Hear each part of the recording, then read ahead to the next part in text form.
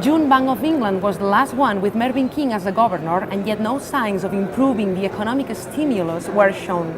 John Hardy, head of FX strategy with Saxo Bank, thank you very much for being with us.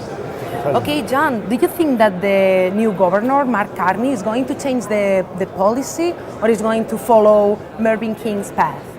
Well, we have a new Bank of England on the way. It has an expanded ability to so-called remit, so it has more powers than the bank had under Mervyn King. But the focus now is, oddly, before the UK economy was doing poorly, and the anticipation was that, oh wow, we have a new governor on the way that's willing to go into these new areas of experimentation, nominal GDP level targeting, and the like. And then suddenly we're getting a small mini renaissance in the UK economic data.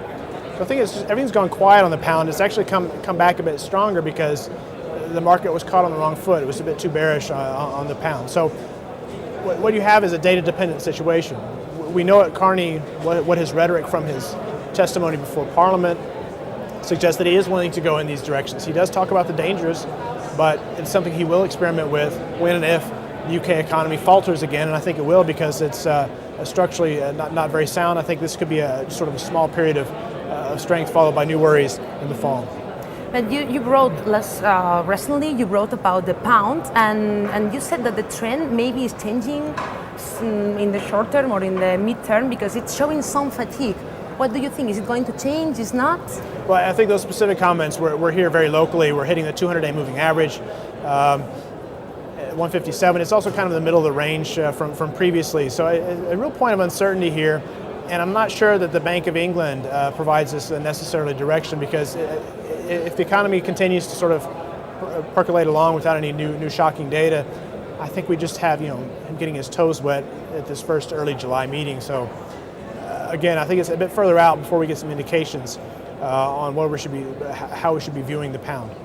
Okay, and let's change the subject to the euro dollar. What's your forecast for the medium and long term for the euro? Yeah, my forecast has been quite off lately because the euro has backed up quite a bit based on the ECB effectively not indicating any new signs of easing, maybe because it's not really able to until we get this situation cleared up with Europe, and that may have to wait until after the German election in September. So at the same time, we have uncertainty over the Fed and when the timing of the tapering and so on. But the situation is clear now. As long as the ECB's balance sheet is shrinking and the Fed's continues to expand, the risk is that it continues to dribble and back up slowly. I just think it becomes too painful at some point. Europe has to act. Either it becomes too painful and you start to see the reminder that there is still something called systemic risk in Europe, and that hits the euro, or we see the Fed U.S. policy moving one way and the ECB is eventually anticipated to be forced into doing the same to bring more relief to the periphery, which continues to suffer.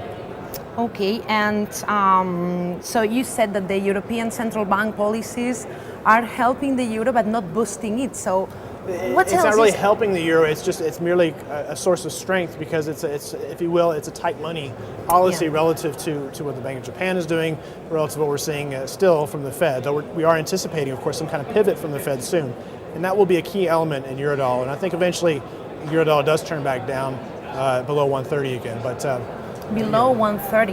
Yeah, for the 1 to 3 month time frame, and lower still further out. Okay. Thank you very much, John. Thanks.